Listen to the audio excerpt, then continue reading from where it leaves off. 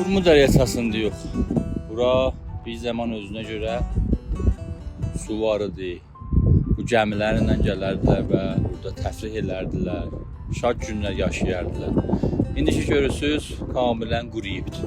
Biz elan dəqiqən Urmu dəryasının mərkəzində qərar tapmışıq. O zaman ki, da su olmayan zaman burada su var idi.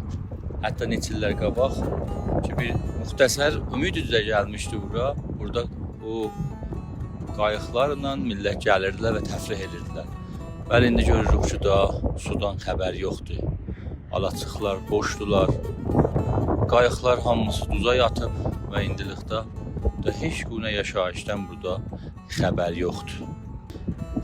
Fəqət eləyə bilirik, ah çəkək deyək, nəcür oldu ki, İrbildə bu əzəmətlikdə dərya qurudu.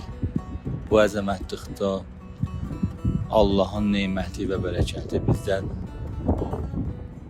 uzaqlaşdı.